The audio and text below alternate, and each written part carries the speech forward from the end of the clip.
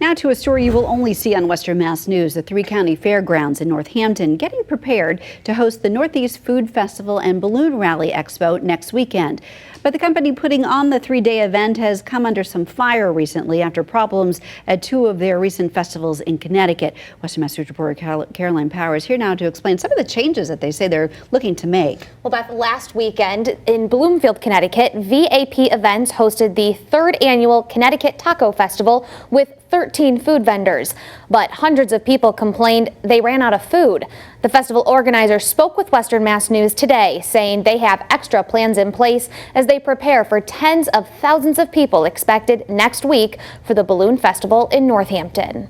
We just want to make sure that everyone's happy and having a good time. From July 12th to 14th, the three-county fairgrounds will be full of bright, big, hot air balloons. This is the first time the Northeast Food and Balloon Festival is taking place in Northampton. Last year we ran the festival at sort of a country club up in New Hampshire. The venue just wasn't the right fit just because of the layout of the venue. It was just too small.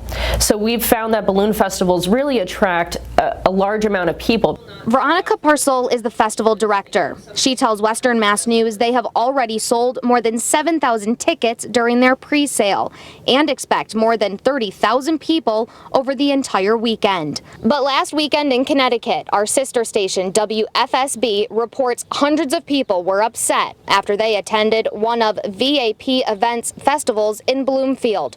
One person wrote, "They're overselling tickets to truck festivals. They can't handle the amount of people that show up.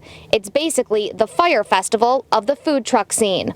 Veronica responded. One thing that we've found with the festivals that we produce is that especially when it's your first year, you want to keep the number of vendors low just to make sure that the vendors are successful, because you never know what the turnout is going to be, especially in your first year.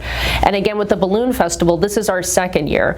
So as the prepaid tickets have been sold, we've been following the prepaid ticket sales and really coordinating that with our vendors so that we have enough food vendors. Veronica adds they've continued to reach out to their food vendors who will be at the Balloon Festival, letting them know about what kinds of crowds to expect. We prepare our vendors and say, hey, around between 4 and 10 p.m. is when the big rush is going to be, so be prepared.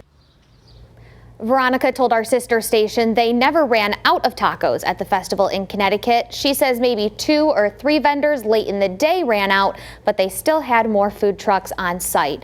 As for the Food and Balloon Festival in Northampton, so far they have 30 food and 50 craft vendors for the 3-day event. For Western Mass News, I'm Caroline Powers.